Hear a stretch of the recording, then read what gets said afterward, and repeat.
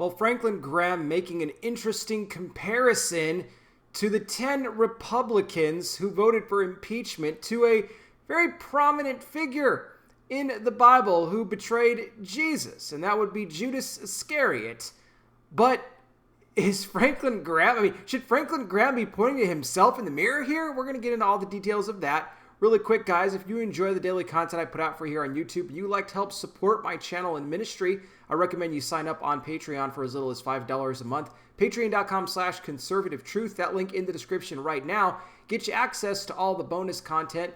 Soon, it could be all the content. The way things are going on YouTube now, I'm getting hit with all kinds of warnings. So who knows how much longer I'm going to be here. If you want to not only help support what I do, but also make sure you keep getting my content if I happen to disappear from the platform, I recommend you sign up there on Patreon. Please also like this video, share it, hit the bell, subscribe, and I wear the glasses because I'm blind. Now, Graham made this statement on social media, putting out a Facebook post saying that the 10 Republicans who voted for impeachment against the president compared them to Judas Iscariot, and he wanted to know what was the 30 pieces of silver that was worked out between Nancy Pelosi and those 10 Republicans. Graham saying that he was just appalled and said this will do nothing but continue to divide our country.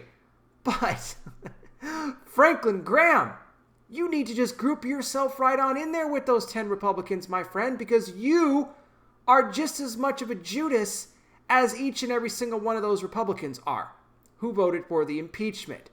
Because you, sir, were the one weeks ago, and I've been talking about it. I'm going to continue to do so as long as Graham keeps flapping his gums out there. He's a hypocrite.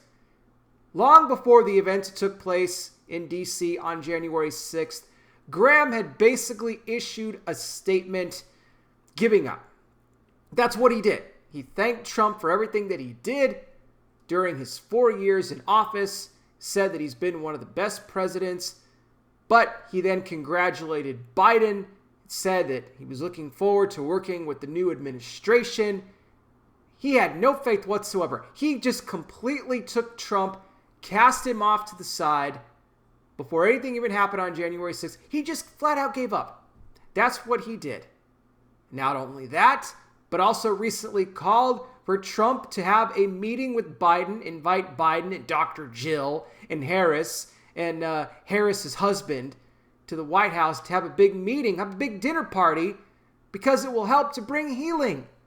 There's that word healing again. We've been talking about that a lot this week for those of you who've been keeping up with my videos. This is a false healing that they're speaking of.